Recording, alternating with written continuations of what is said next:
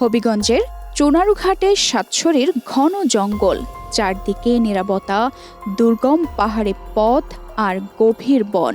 সাধারণ মানুষের যেখানে যাওয়াই কঠিন, এমনই এক নির্জন এলাকায় মাটির নিচে পুঁতে রাখা হয়েছিল অস্ত্র ও গোলা বারুদ।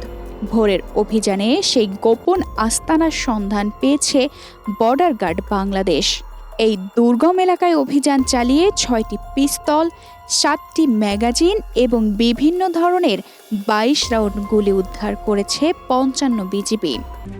RICL TMX, যুগের পর যুগ স্থাপনা থাকে মজবুত।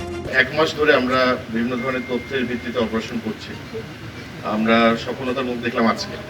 সুনির্দিষ্ট গোয়েন্দা তথ্যের ভিত্তিতে সাতছড়ি রিজার্ভ ফরেস্টের গভীর অরণ্যের ভেতর থেকে আমরা 6টি পিস্তল, 7টি ম্যাগাজিন এবং 22 রাউন্ড বিভিন্ন ধরনের অ্যামুনিশন জব্দ করতে সক্ষম হই। বৃহস্পতিবার ভোরে সাতছড়ি বিওপির দায়িত্বপূর্ণ এলাকায় অভিযান পরিচালনা করা হয়। হবিগঞ্জ ব্যাটালিয়নের অধিনায়ক লেফটেন্যান্ট কর্নেল মোহাম্মদ তানজিলুর রহমানের নেতৃত্বে বিজিবির একটি দল পাহাড়ি ও ঘন জঙ্গলের গভীরে অভিযান চালায়।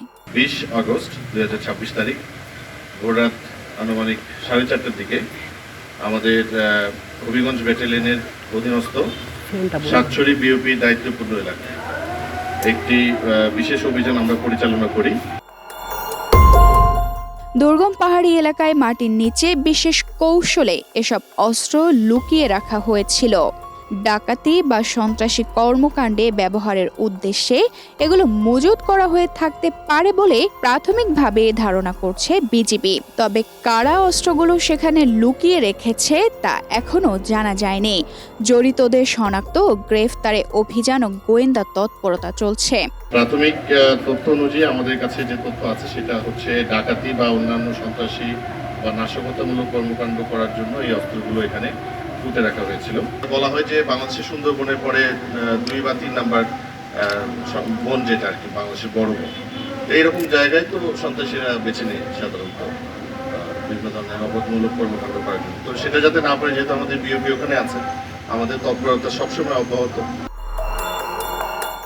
55 বিজিবির অধিনায়ক লেফটেন্যান্ট কর্নেল মোহাম্মদ তানজিলুর রহমান জানান, সীমান্তে অবৈধ অস্ত্র ও অপরাধমূলক কর্মকাণ্ড ঠেকাতে বিজিবির অভিযান আরও জোরদার করা হবে। গত 3 মাসে একই এলাকায় বিজিবি প্রায় 41 লাখ টাকা মূল্যের মাদক ও অন্যান্য অবৈধ পণ্য আটক করেছে।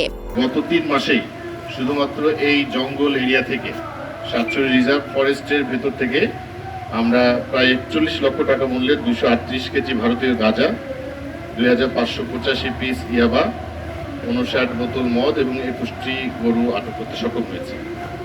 আজকের এই অস্ত্র উদ্ধার অভিযানে আমাদের যে অভিযানটা আমরা পরিচালনা করছি এটা একটা সফল অভিযান হয়েছে এবং অদূর ভবিষ্যতেও দেশ এবং সার্বভৌমত্ব রক্ষার যে কোনো প্রয়োজনে এই ধরনের অভিযান করতে হলে আমরা আবার অভিযান করব।